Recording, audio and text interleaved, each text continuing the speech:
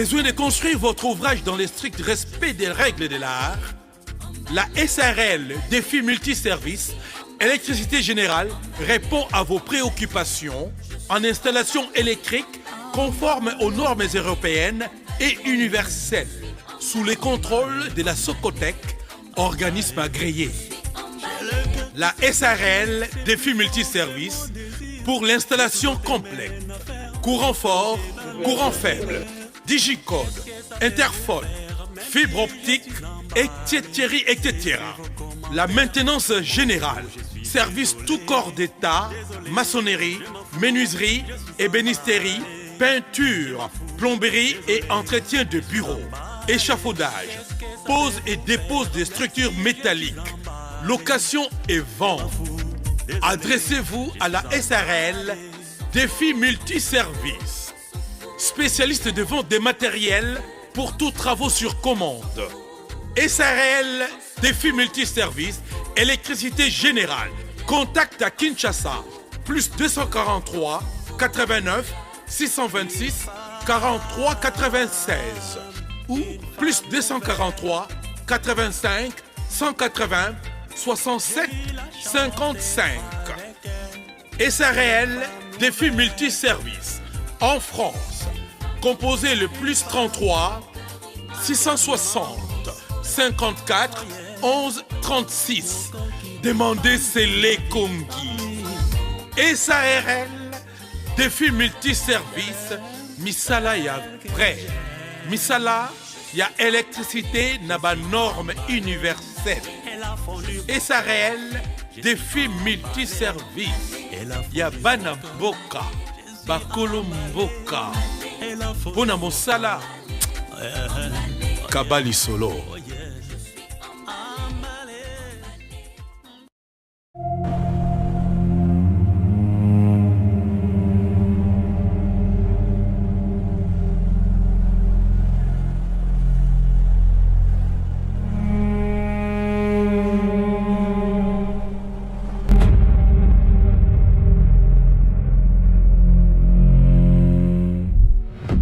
Imaginez un instant, vous êtes à la maison. Un membre de votre famille s'effondre soudainement. Ou bien vous êtes témoin d'un grave accident de la route. Peut-être une femme enceinte fait une complication en plein travail. Dans ce moment-là, chaque seconde compte. Mais pendant longtemps, en République démocratique du Congo, beaucoup de familles devaient se débrouiller seules.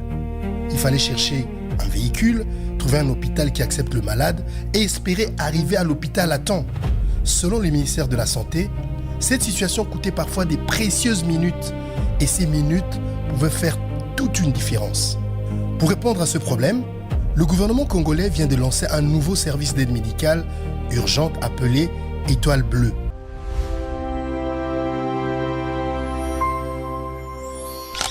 Son principal outil est un numéro que chaque Congolais devrait désormais connaître, le 199.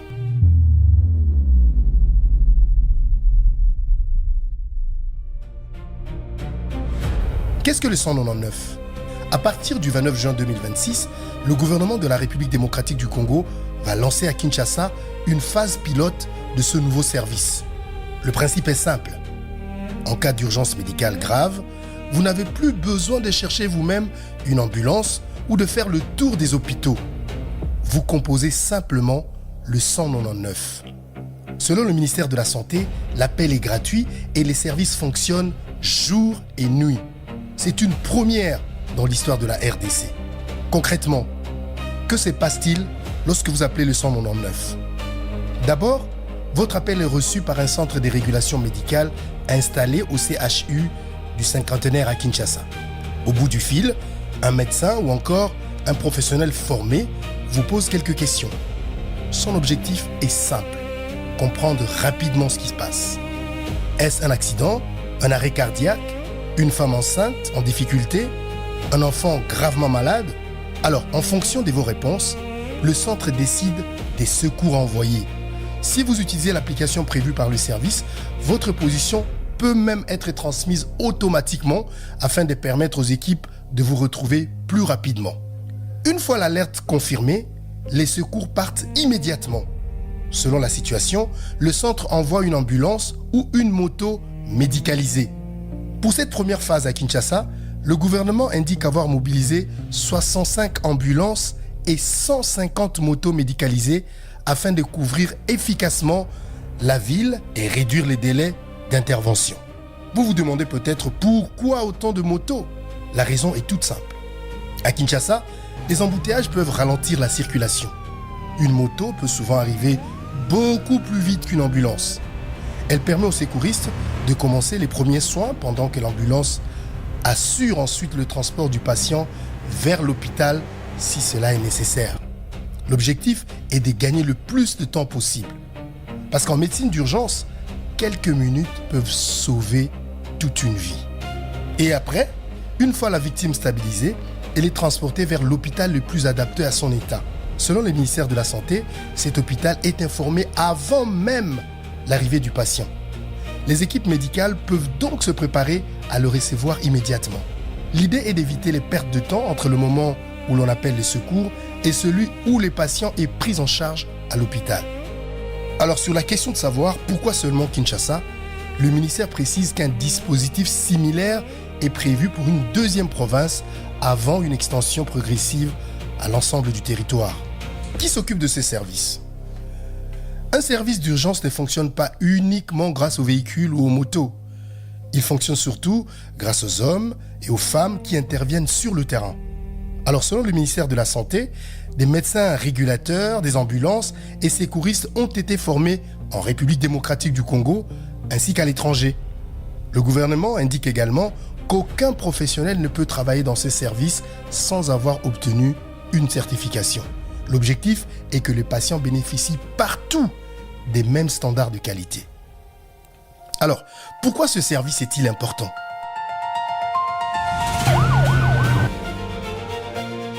Pour le gouvernement, Étoile Bleue est l'un des projets qui doivent renforcer la couverture de santé universelle. L'idée est qu'en cas d'urgence, les citoyens puissent accéder plus rapidement aux secours médicaux. Le ministère souligne également qu'Étoile Bleue ne se limite pas aux ambulances. Le service est aussi chargé d'organiser les systèmes nationaux des urgences, de coordonner les différents acteurs et de veiller à la qualité des interventions. Mais attention, le ministère insiste sur un point très important. Le 199 est réservé aux urgences vitales.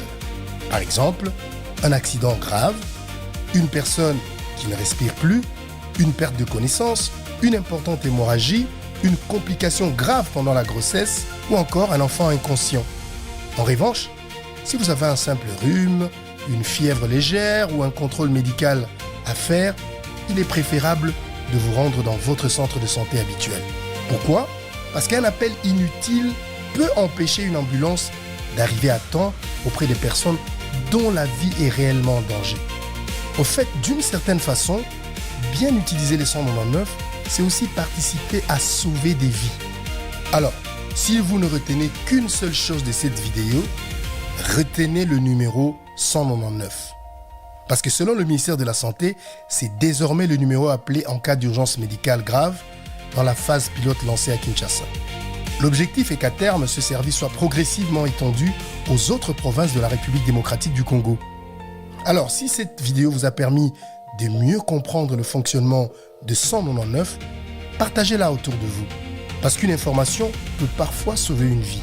Merci à vous de nous avoir suivis et à très bientôt sur Kinshasa Télévision. N'oubliez pas, 199.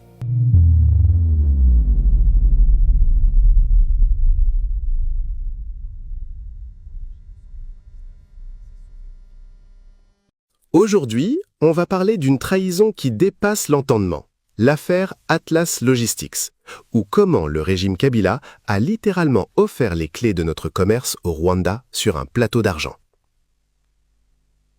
On nous dit souvent que le Congo est agressé. Mais posez-vous la question, qui a ouvert la porte au loup? Sous le règne de Joseph Kabila, alors que Patient Saïba trônait à Logefrem, ils ont signé l'impensable. Un contrat qui confiait l'intégralité du fret congolais passant dans l'Afrique de l'Est à une société rwandaise, Atlas Logistics. Imaginez l'humiliation. Même pour un stylo ou un sac de sel destiné à Goma, la RDC devait passer par les mains rwandaises à Mombasa ou Dar es Salaam. Ce n'était pas de la gestion, c'était de la haute trahison. Les révélations sont claires. Kabila lui-même aurait des billes dans cette société. On ne dirigeait pas un pays, on gérait une épicerie familiale avec l'ennemi de la nation.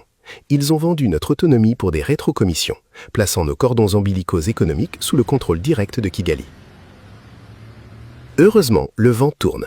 Quand Jean-Pierre Bemba arrive au ministère, il tombe sur ce dossier infect. Sa réaction ? Annulation immédiate. Pas de compromis avec la souveraineté. Et là, regardez le culot. Atlas Logistics, privé de sa poule aux œufs d'or, court à Arusha, devant la Cour africaine, pour réclamer des milliards de dollars à la RDC. Ils ont pillé le pays pendant des années et maintenant ils veulent que nous payions pour avoir repris notre liberté.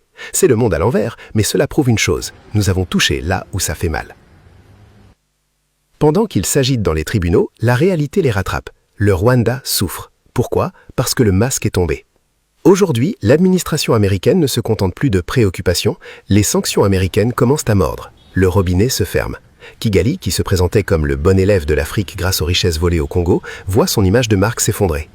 Ces sanctions étouffent leur machine de guerre. Sans l'accès illimité aux fret congolais, merci Bemba, et avec la pression financière de Washington, le régime de Kagame est aux abois. C'est pour ça qu'ils crient, c'est pour ça qu'ils multiplient les procès. Ils sont en train de perdre leur source de financement principale, notre pays. Le peuple congolais doit ouvrir les yeux. Ceux qui ont bradé ce pays hier sont les mêmes qui prêchent le patriotisme aujourd'hui. Mais l'histoire ne s'efface pas. Le contrat Atlas Logistics est la preuve que le système Kabila était le meilleur allié de Kigali. Aujourd'hui, on reprend nos droits. Ça va être dur, ils vont nous attaquer en justice, ils vont nous faire la guerre. Mais le Congo n'est plus à vendre. Restez branchés, restez vigilants. Le Congo...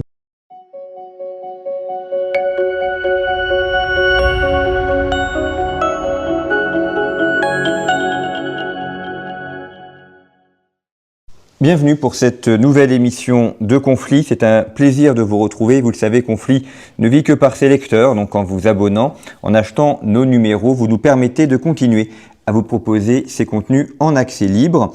Vous pouvez notamment vous rendre sur notre site internet revueconflit.com pour trouver nos anciens numéros et notre numéro qui est actuellement en kiosque. Nous allons parler dans cette émission de la question du Rwanda, les rapports complexes que le Rwanda entretient avec son voisin congolais.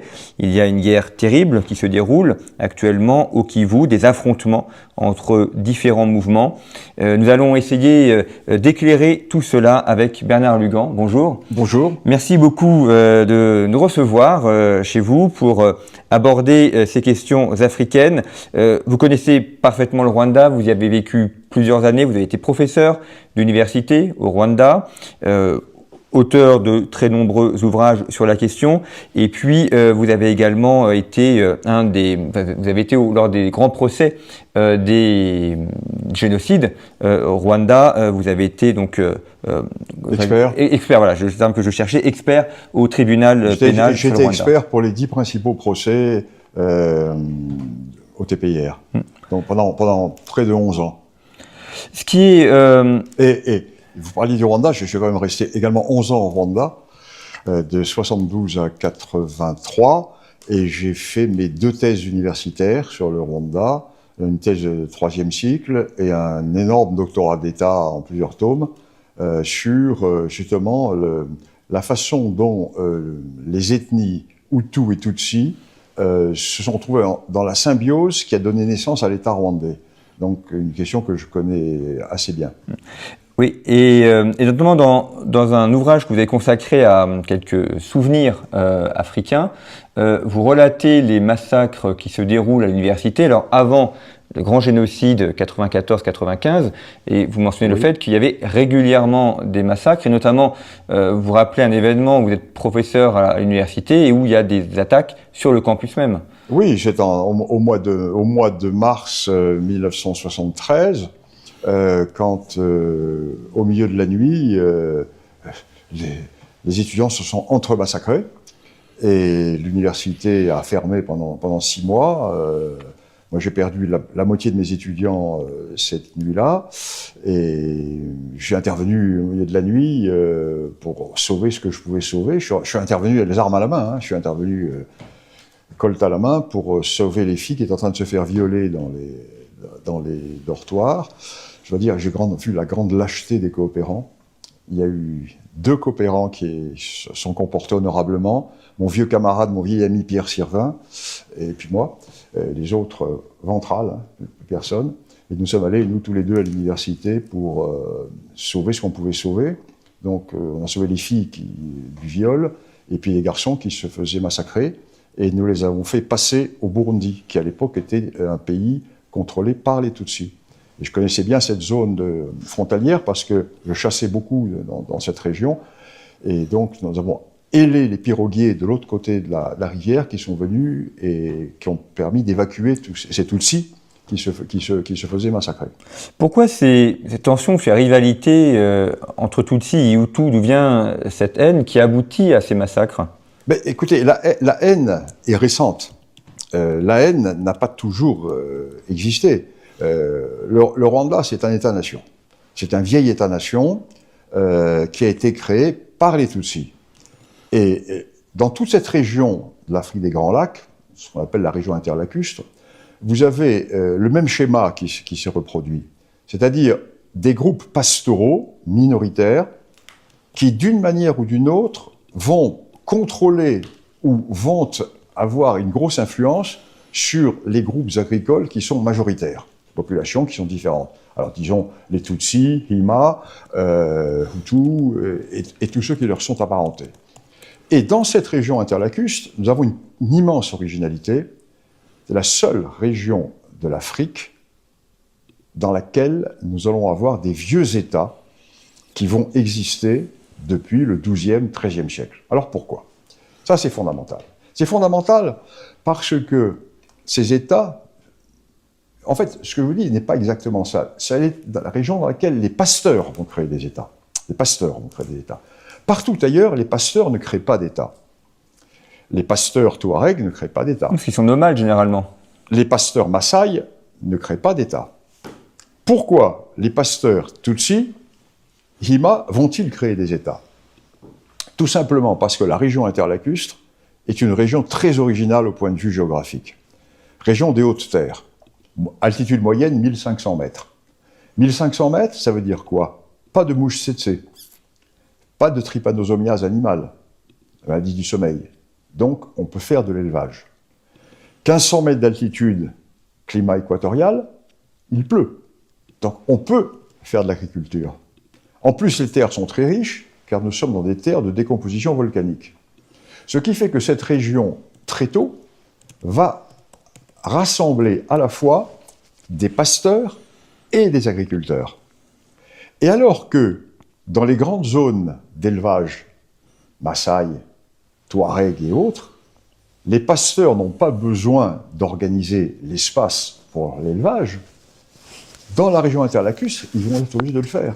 Parce que les agriculteurs vont avoir une démographie très importante et va arriver le principe de gouvernement de tous ces groupes pastoraux qui va être sauvegarder les biens de la vache contre la rapacité de la houe. Ça, c'est la formule juridique. Sauvegarder les biens de la vache contre la rapacité de la houe. C'est-à-dire sauvegarder les pâturages contre l'agriculture. Et comment sauvegarder les pâturages contre l'agriculture? En prenant le contrôle des agriculteurs. Et en soumettant les agriculteurs à la vache. Donc, dans tous ces États de la région interlacustre, la vache va être supérieure à l'homme. Or, la vache, ce sont les Tutsis. Donc, le Tutsi, par la vache, est supérieur au Hutu. La terre n'appartient pas à l'agriculteur, la terre est le pâturage de la vache. Donc, ça appartient aux Tutsis. Voilà le grand principe philosophique. Et le plus extraordinaire, c'est que dans tous ces États, les Hutus et apparentés, qui sont 10 fois plus nombreux que les Tutsis, vont entrer dans le système, on dirait de dimitude intellectuelle, des Tutsis, allant jusqu'à accepter leur schéma philosophique de hiérarchisation politique, philosophique et religieuse. C'est un exemple extraordinaire, c'est-à-dire une soumission volontaire, car en échange de cette soumission volontaire, ils pouvaient avoir, au bout d'années, de longues années de domesticité ou de servitude, une vache. Et à partir du moment où ils avaient une vache, ils étaient regardés par les autres comme des gens supérieurs, car ils étaient protégés par un Tutsi. Donc à partir du moment où vous avez une vache, ils ne peuvent plus être volés, parce qu'ils étaient volés. Ils se tournaient vers leur Sebouja, vers le seigneur Tutsi, qui lui donnait la vache, qui eux s'occupaient de régler le problème. Donc toute une hiérarchie. Alors, on a dit une hiérarchie féodale, la vache remplaçant le fief terrien.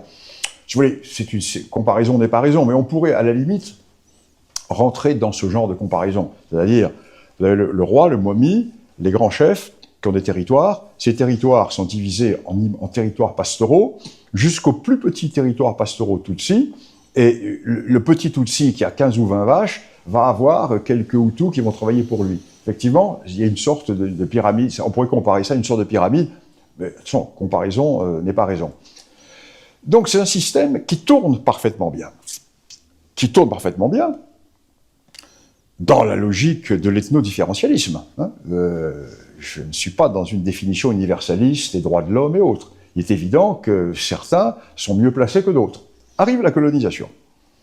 Arrive la colonisation, ce sont les Allemands qui arrivent les premiers. Les Allemands ne touchent rien, il ne reste pas longtemps. 98-1916, ils ne font rien.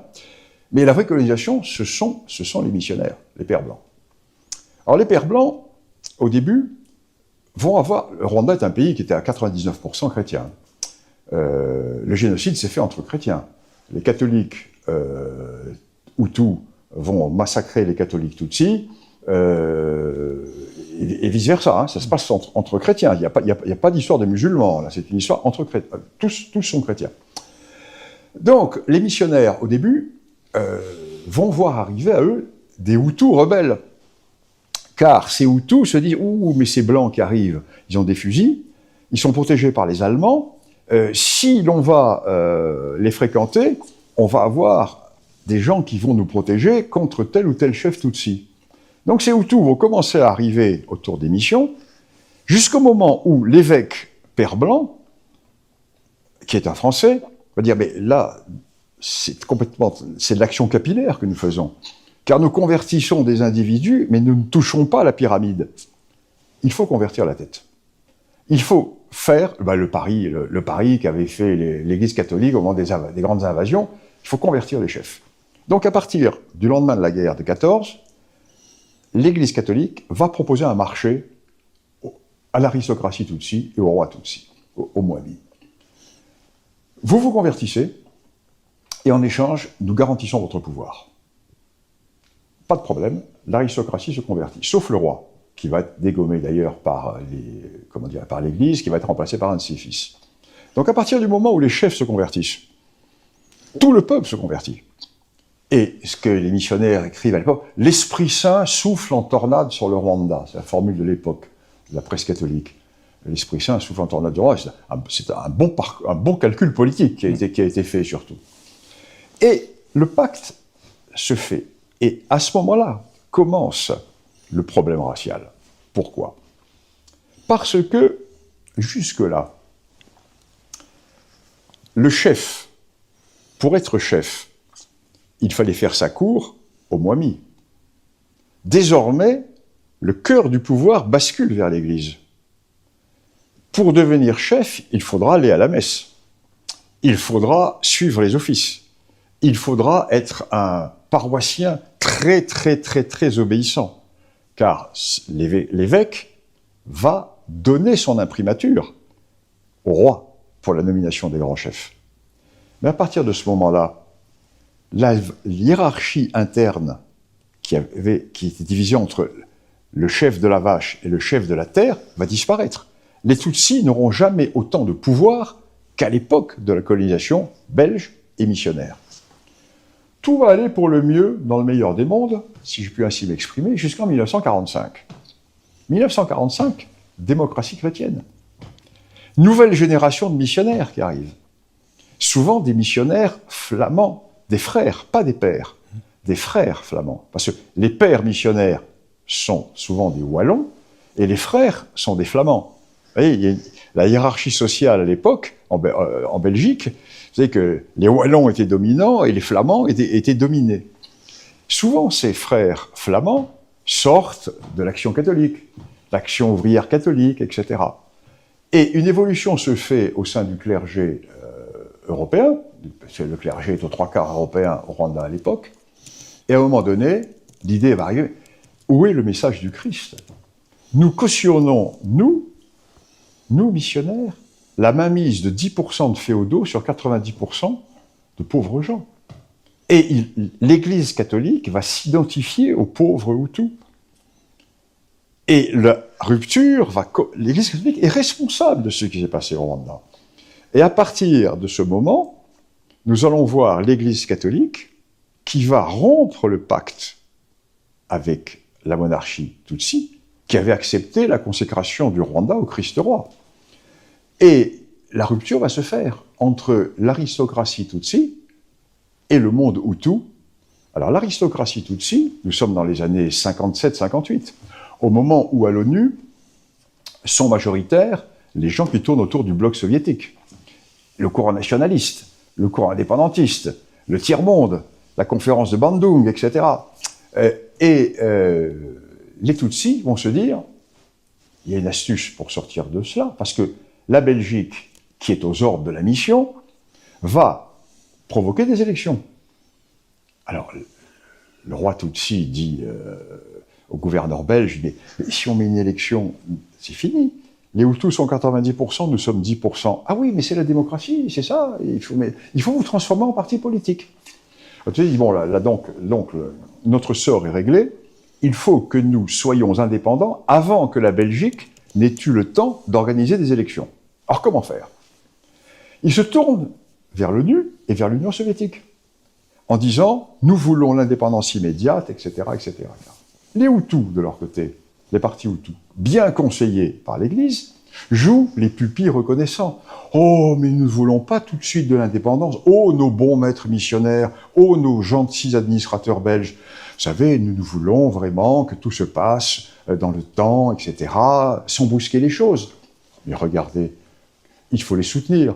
Ils sont attendrissants, ils sont tout à fait prêts, nous pourrons leur donner l'indépendance. Regardez, dans une bonne collaboration qu'ils vont se faire. Les Tutsis, ce sont des communistes.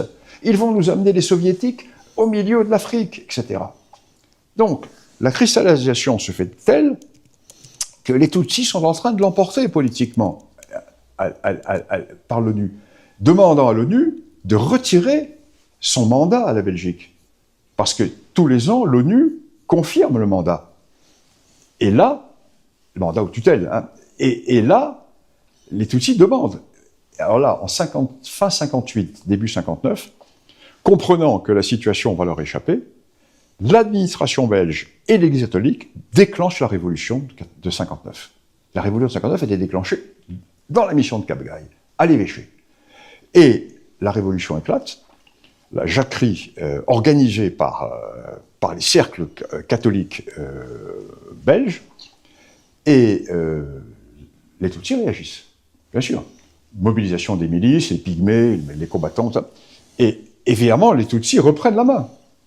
À ce moment-là, la Belgique fait donner les paracommandos. La Belgique est encore présente au Congo, la base de Kamina et les paracommandos belges arrivent au Rwanda. Chaque fois que les Tutsis se font massacrer par les Hutus, ils demeurent l'arme au pied. Chaque fois que les Tutsis prennent la main sur les Hutus, ils flinguent les Hutus. Résultat, les Tutsis comprennent que la situation est fichue, et les plus décidés d'entre eux émigrent. Ils partent. Ils partent en Ouganda, ils partent au Burundi, ils partent en Tanzanie. Et la Belgique et l'Amérique font leur révolution, proclamation de la République, élection, etc., etc. Mais, ça n'a qu'un temps. Là, nous sommes 59, 61, 62. Et 30 ans plus tard, en octobre 1990, les fils des émigrés Tutsis de 59-61 attaquent depuis l'Ouganda. Entre-temps, ils sont rentrés dans l'armée ougandaise. Ils ont donné la victoire à Yoweri Museveni, qui est le président de l'Ouganda actuel, qui est un Tutsi. C'est un Hima, donc c'est un Tutsi. Et dans la grande guerre civile qui va suivre la fin d'Amin Dada et le retour de Milton Obote, guerre civile terrible en Ouganda. Museveni, avec les Tutsis, avec les Hima, qui sont des Tutsis d'Ouganda, et les Tutsis du Rwanda, gagnent la guerre. Ce sont les plus guerriers. Ils gagnent la guerre. Et à partir du moment où il est au pouvoir, il va nommer dans les plus hauts commandements militaires les Tutsis, qui ensuite vont devenir les patrons au Rwanda. Alors, Kagame va être le patron des renseignements de l'armée ougandaise, et Fred Nugute et les autres grands chefs Tutsis vont être les commandants des grandes unités militaires ougandaises. Et durant l'été 1990, ils désertent de l'armée ougandaise. Enfin, ils désertent. Et ils attaquent le Rwanda. Octobre 90, une partie de l'armée ougandaise attaque le Rwanda. C'est-à-dire la fraction Tutsi de l'armée ougandaise attaque le Rwanda. La France est liée au Rwanda par des accords de défense militaire. La France intervient, mais sans vraiment intervenir. La France drop sur l'aéroport de Kigali une compagnie de la Légion étrangère. La seule présence du REP fait que les Tutsis restent dans le nord du pays, ils comprennent que c'est pas la peine, ils ne feront pas le poids avec les Français, et ils repartent. Et là, ils commencent une guérilla. Ils commencent une guérilla qui va durer 4 ans. Et petit à petit, cette guérilla va gagner vers le sud. Et la France va intervenir sur ordre de François Mitterrand chaque fois pour bloquer l'avancée des forces Tutsis. Mais non pas pour faire un cadeau aux Rwandais, toujours dans la logique de Mitterrand. Nous sommes dans la période discours de la Baule, etc., où Mitterrand définit une priorité. La priorité, c'est la démocratie. C'est le saint des saints, la démocratie va tout arranger en Afrique. Donc Mitterrand dit au général Habyarimana, je bloque l'avancée des Tutsis, mais en échange, je veux la démocratie. Et Habyarimana dit, mais Monsieur le Président, si je mets la démocratie en période de guerre, ça va être l'anarchie complète. Non, non, la démocratie. Donc Habyarimana est obligé de démocratiser, autrement la France le laisse tomber. Si la France le laisse tomber, il est balayé par les Tutsis. Donc Habyarimana démocratise. Et il crée le multipartisme. Le multipartisme qui immédiatement fait éclater la société rwandaise. Parce que la société rwandaise va éclater en régionalisme. C'est-à-dire que les Hutus eux-mêmes vont se diviser en Hutus du Nord et Hutus du Sud.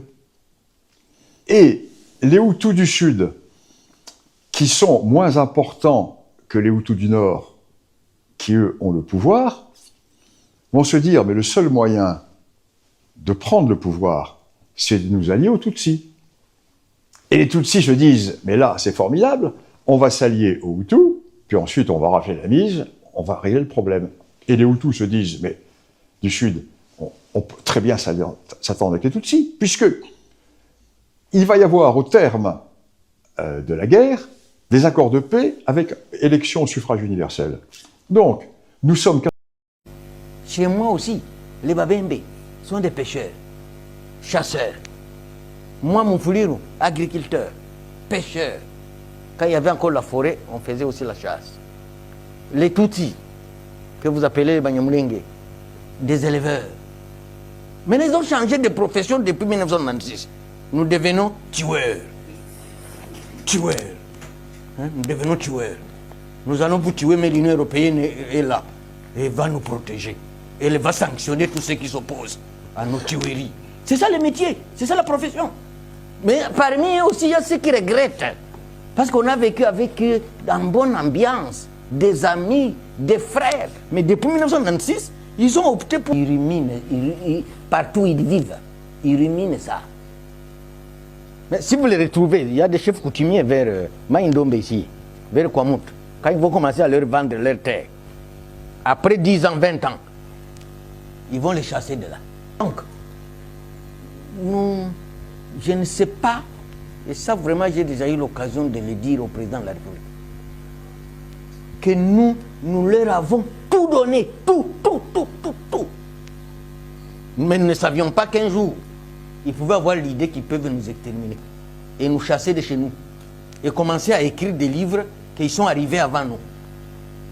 Ils sont arrivés avant nous. Donc chez nous, nos grands-parents les accueillent. Après, l'histoire change, ils disent non, c'est nous qui sommes venus avant vous. Et c'est comme ça que les Tutsis, à partir du Rwanda, ils ont développé beaucoup de théories. La première théorie, c'est Ubwenge. Ubwenge en Kinyarwanda, ça signifie intelligence.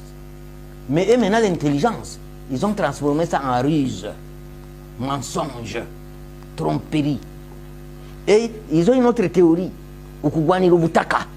Donc, ils doivent avoir la terre à tout prix. Au prix de la vie, nous devons avoir la terre, même si elle n'est pas nôtre. Nous devons avoir la terre. Ukugwani Lubutaka. Ils me suivent, c'est du Kinyarwanda ça que je parle. Et puis, Kagame a développé deux autres théories. La théorie militaire et la théorie politique. La théorie militaire consiste à avoir autant d'officiers généraux que possible dans l'armée congolaise. Et ils en ont eu. Et sur le plan politique, il doit chercher à manipuler tout Congolais naïf qui lui servent. Parce que lui, il ne doit pas être au devant. Le Tutsi ne doit pas être au devant, il doit être adjoint. Mais quand le partage arrive, c'est là où il te dit, allez, Zoba, Zonga Nassima, tourne Nangaye Komi. Il s'agit du partage. C'était ça le RCD, non? Il y avait un Katangé à la tête du RCD. Mais quand on est allé à San City, on n'avait pas vu Roubero surgir. C'est lui maintenant le vrai patron. Même Kabila, quand il nommait les officiers, tous des adjoints. Mais quand on te fait partir, intérimaire, il y a quelqu'un qui a fait l'intérim à la tête de l'armée au sud Kivu pendant 10 ans. Pendant 10 ans. Intérim. Et donc, je crois que je ne suis pas contre les Tutsis. Je ne suis pas contre ceux qui s'appellent abusivement les Banyamulenge, parce que parmi eux aussi, il y a... Non, mais c'est une grosse blague, là. Il y a comme une manifestation de Congolais à New York. Mais il faut voir la tête des Congolais en question. Ça m'intrigue. Excuse me, sis. Excuse me. Why you have Congolese flag? Yes, I'm Congolese. Why you have the Congolese flag? What happened? What happened? Like they're killing us. We have no reason about our family in Congo. But who killed you? The government. So why you are? He's there. Ah, Tshisekedi? All right. Thank you.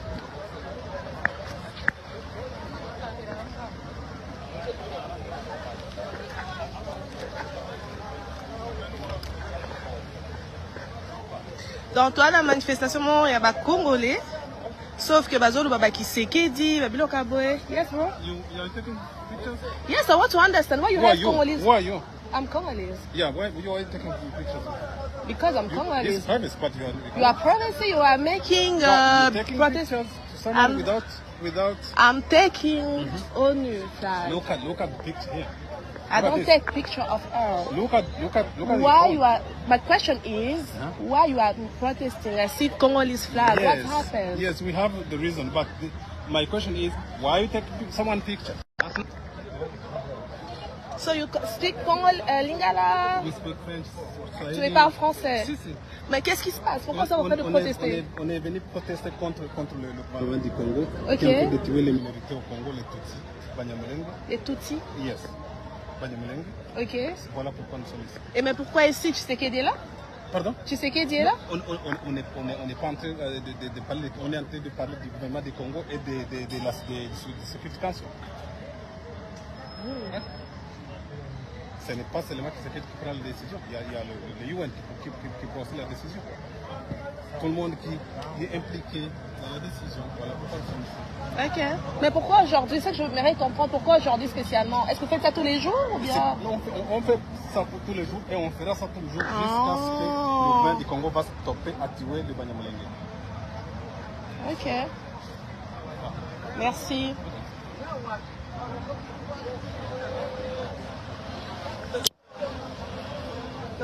So, basa manifestation mo ba ya ba ni mulenge Il y a des trucs que c'est assez drôle. Ouais, pourquoi t'es juste à côté de moi? Hein? I don't have a message because I just don't understand. Because, for example, Tshisekedi said Banyamulenge are Congolese. They put many rules to try to protect Banyamulenge in Congo. You know, right? Yes. Exactly. So this way I want to understand what he is says your. That, but there is you can ask a question is what he says is different from what is happening. Okay. If he's a president and sending drones and bombarding people, Oops. civilians. Okay. Yeah, that's why we're here. I have a quick question for you. Do you think Tshisekedi bombard people more than Kagame? For real? We're not here to compare. What is your name, my brother? What is your name? Do you have to compare? What is your name? Right. You have to. Whoever is killing, we don't want civilians to die. We don't want. Don't take picture, please. I'm trying to make a snap. The right to say it's your right to be here, it's my right too. But you don't have the right to take someone's picture without authorization. Do you see someone? It's me. I'm taking picture of me.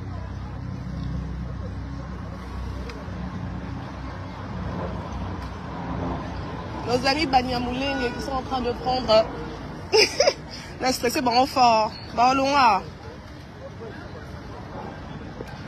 Bakolongwa. C'est n'importe quoi. Bah regarde, c'est Makele, les gars ici comme Makele les a été for no reason.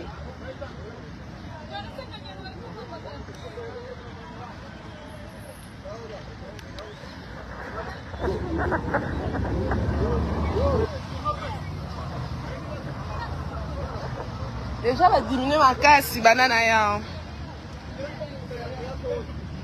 Donc là, en fait, qu'est-ce qui se passe? C'est que je suis devant le siège de l'ONU actuellement et il y a un groupe comme de Banyamulenge qui sont là, soi-disant, et Bazawana pour protester contre Tshisekedi qui est en train de tuer les gens. Alors j'ai dit, ben écoutez, moi j'aimerais bien que vous puissiez me prouver comment est-ce que Tshisekedi est en train de tuer les gens parce que ça n'a comme aucun sens ce qui est en train de se passer.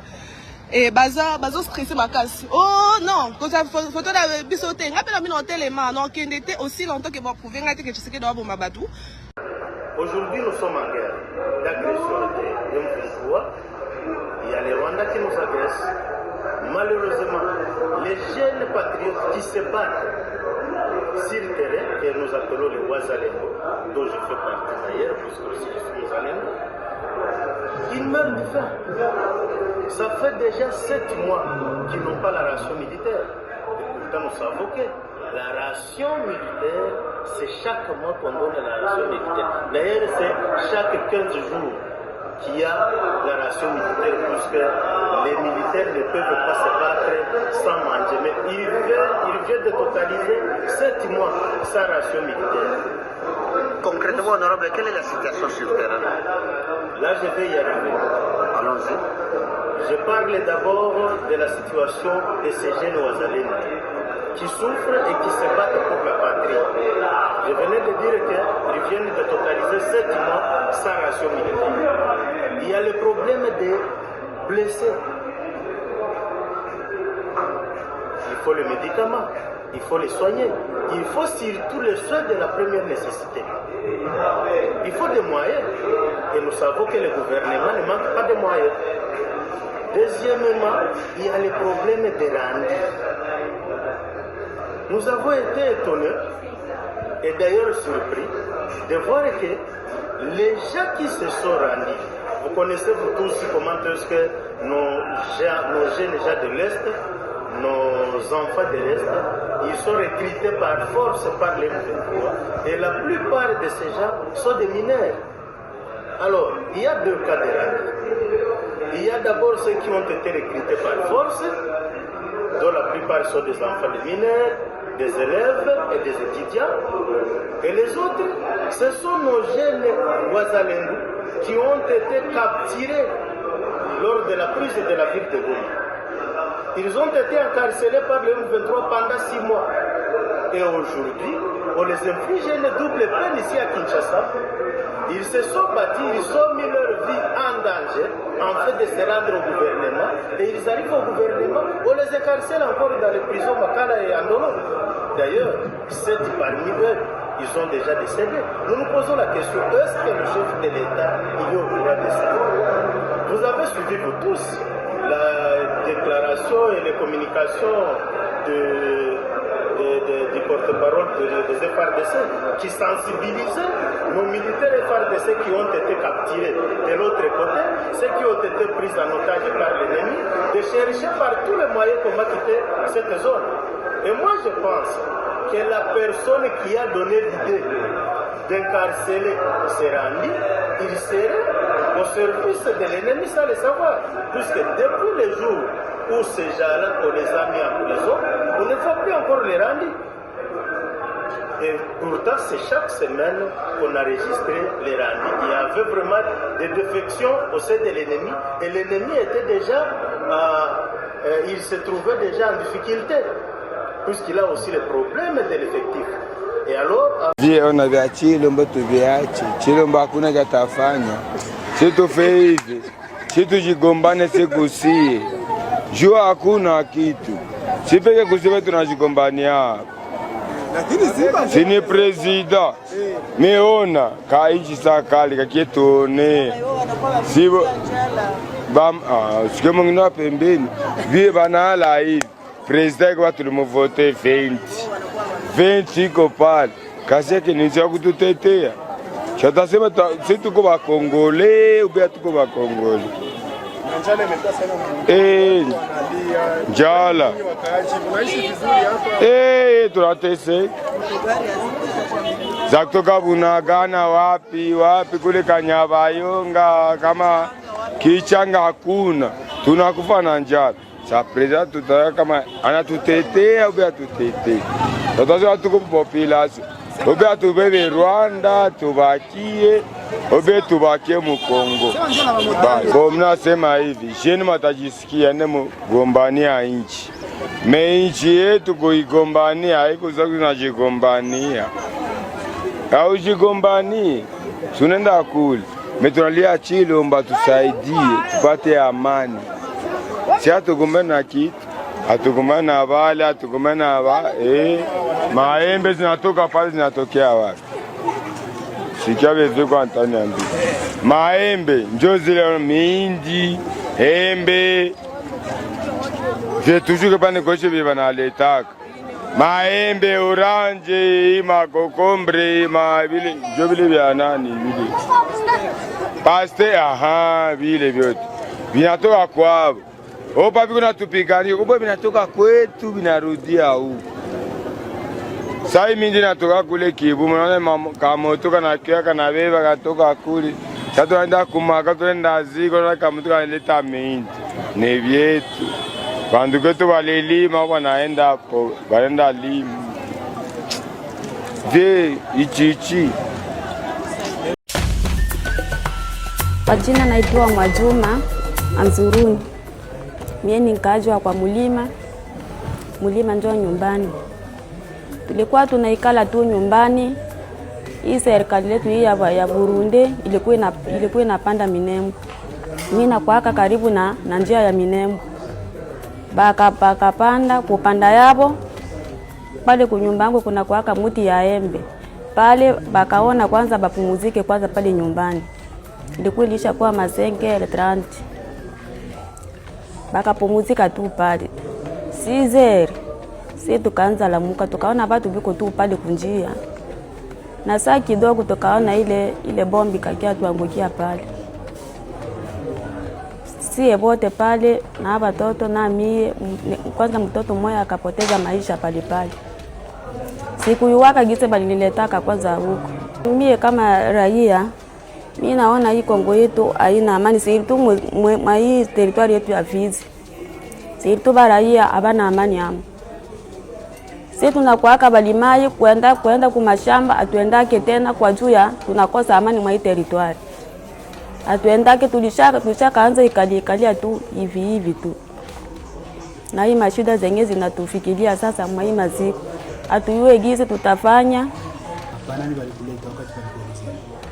Benye baliniletaka ni nani, ni bandugu tu. Na kwa sasa namna gani banakushughulikia waganga? Banganga walinipogea bie na biko nishurukia na bananilisha mzuri, biko nikuisha mzuri na niko apata dawa mzuri. Na mtoto wako mwenye alidumia kapilikuwa namna gani? Mmoja alipotezaka maisha pale nyumbani. Alikuwa na miaka ngapi? Alikuwa na miaka 9.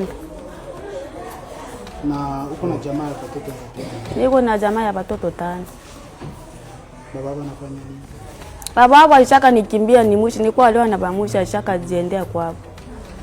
Na ni nini unaomba kwa serikali ya Kongo ambao watafanya? Kenye lazima nitaomba kwanza ni kuomba tu amani kwanza. Tuishi kwanza na amani Mkongo. Na sisi territoire yetu ya Fizi ndio yenyewe tukaomba amani sana, tena sana.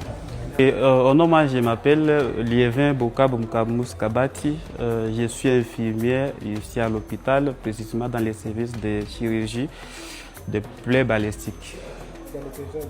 C'est ça des fils, messieurs les journalistes. Ouais. Vous êtes avec la maman. Comment vous avez accueilli la maman et comment les circonstances, comment vous avez trouvé la blessure ou arrivé aussi jusqu'à la stabiliser? D'accord, la maman c'est Mwadjouma Anzuroni. Chez elle c'est à Moulima. Elle nous est parvenue en date 17 juillet.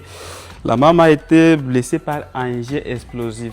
Elle a une blessure au niveau de l'épaule, au niveau des deux fesses et au niveau des cuisses. C'est là où elle a une blessure. Également aussi pour l'enfant aussi c'est Accent Biamungu. Elle a eu une blessure au niveau des têtes et elle était venue dans un état de l'inconscience. Dès qu'ils sont venus, on s'est occupé de lui, on les a donné un soin primaire d'urgence. On a fait le nettoyage de la plaie, on a donné les vaccins parce que c'est normal pour toute personne blessée de donner vaccin antitétanique. On donne aussi les sérums antitétaniques, c'est juste pour prévenir la tétanose. On a fait le nettoyage de la plaie, on les a directement acheminés au bloc où on a réparé, on a nettoyé. On a aussi maîtrisé l'hémorragie parce qu'ils sont venus dans un état de saignement abondant. Comment vous faites avec la distance et les conditions de repos quand vous amenez les malades dans un état, par exemple, c'est Oui, papa, les journalistes, c'est pas facile, mais avec les moyens de bord, quand même, ça nous servit. À notre niveau, nous avons les ambulances, nous avons notre partenaire CSR qui a avec lui leur ambulance. C'est à travers ces ambulances qu'on met en jeu pour pouvoir nous parvenir les malades d'Ifro jusqu'ici à l'hôpital. Mais à part ça, il y a d'autres malades qui arrivent ici par leurs propres moyens. Dès qu'ils arrivent ici à l'hôpital, la prise en charge est gratuite. La prise en charge est gratuite sur tout le plat parce qu'on le prend en charge sur les plats nutritionnels, le repas, matin, midi, le soir, et ça se donne gratuit. Nous avons les psychologues pour la prise en charge psychologique. Nous avons également une équipe de chirurgiens, une équipe mobile qui a été disponible par le CSR. Et tout ça, c'est juste pour la bonne prise en charge de notre blessé par arme. Bon, l'enfant, comme il était venu dans un état d'inconscience, en coma, oui, à son arrivée, vraiment, son état était trop critique. Mais depuis qu'on l'a pris en charge, on trouve que ça commence déjà à aller. Nous suggérons que d'ici là, il peut déjà sortir.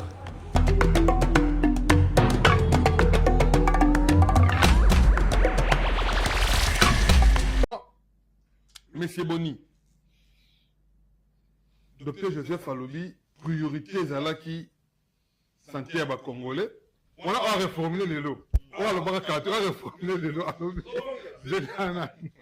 Priorité la santé à Congolais, le social à Congolais, disons dans l'ensemble. Mais le dialogue, c'est ce que vous avez. Nous pour le Kabila, on ne sait pas par quel moyen, qui me on a dialogue défini. Mais vous ne voyez pas que le chef de l'État a prouvé à la face du monde aujourd'hui que la pensée oublie Tindaye. Lui n'était pas là. Lui, son souci, c'est la paix en République démocratique du Congo. Il ne peut jamais changer la constitution si on ne dialogue pas entre Congolais.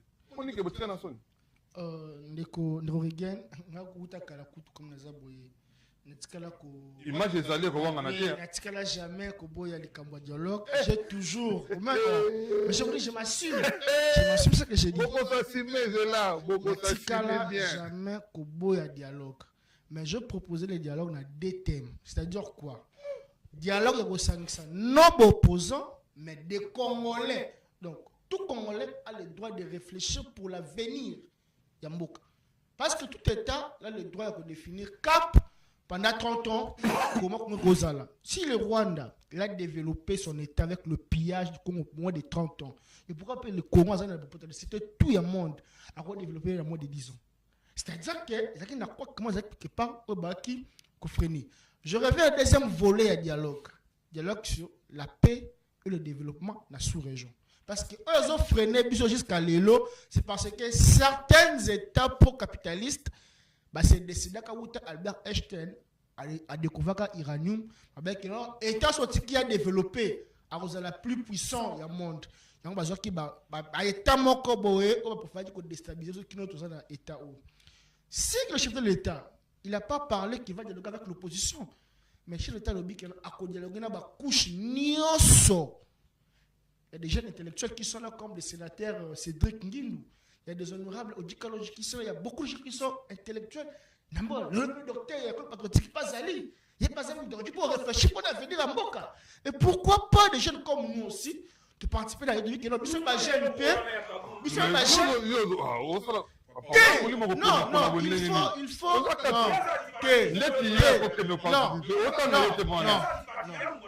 Ce qui nous a été parce qu'il s'est mal positionné.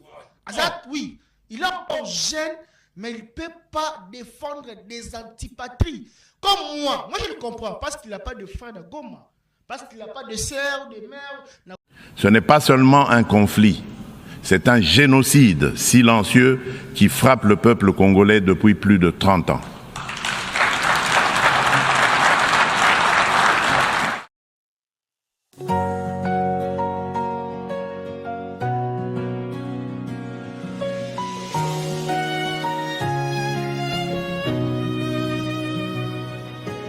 Salutation distinguée à son excellence, Monsieur Samuel Mbemba Kabuya,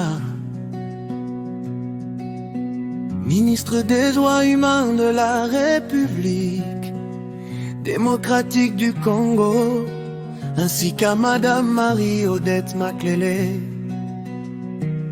représentant des victimes de l'Est de la République démocratique du Congo. Nous vous exprimons notre profond respect et notre sincère reconnaissance pour votre engagement en faveur de la défense des droits humains, de la justice, de la dignité des victimes et de la recherche d'une paix durable en République démocratique du Congo. Aujourd'hui, Daoud, Idon à Combo, Amela, pour être toutes les victimes des violences ayant enrayé notre pays. Leo tunawakumbuka wote waliopoteza maisha katika mashambulizi na migogoro mbalimbali. Que Dieu console les familles, guérisse les cœurs blessés et accorde une paix durable à la République démocratique du Congo. Mémoire, justice et dignité pour un Congo uni dans la paix. Leo tunawakumbuka mashujaa na watirika. Plus jamais la haine, plus jamais les pleurs, que l'amour triomphe dans tous les cœurs.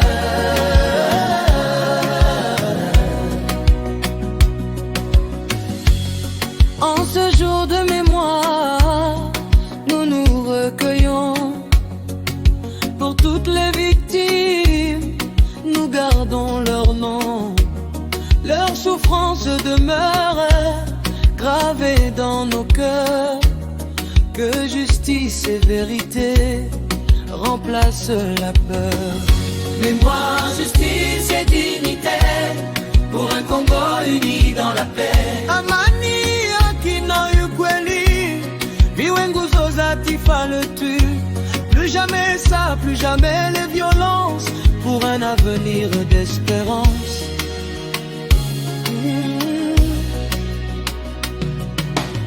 Machozi mengi yametiririka, familia nyingi zimepoteza wapendwa. Hatutasahau historia yetu, tutadumisha kumbukumbu kwa heshima. Tukatae chuki na migawanyiko, tujenge upendo na umoja. Kwa heshima ya waliotangulia, tutalinda utu wa kila mwanadamu. Que Dieu bénisse notre pays, qu'il nous accorde la paix et la vie. Et Mungu ibariki Congo, uleta amani ya kudumu. Main dans la main, bâtissons l'unité, kwa upendo na umoja wa kitaifa. Mémoire, justice et dignité pour un Congo uni dans la paix. Leo tunawakumbuka mashujaa na waathirika. Que vive la paix, la République démocratique du Congo. Vive l'unité du peuple congolais. Message de clôture en mémoire de toutes les victimes de l'Est, de la République démocratique du Congo. Avec nos salutations distinguées à son Excellence Samuel Mbemba Kabuya, ministre des Droits Humains, et à Madame Marie-Odette Meklelel, représentante des victimes de l'Est, de la RDC. Que Dieu bénisse la République démocratique du Congo. Et ça y est.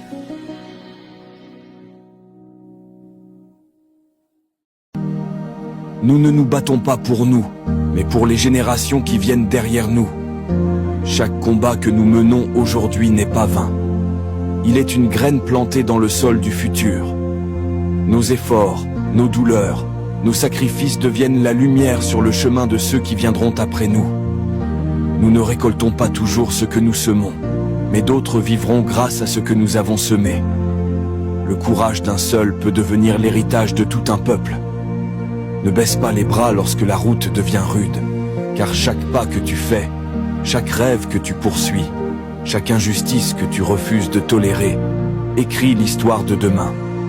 Comme le dit un proverbe africain, celui qui plante des arbres, sachant qu'il ne s'assoira jamais à leur ombre, a commencé à comprendre le sens de la vie.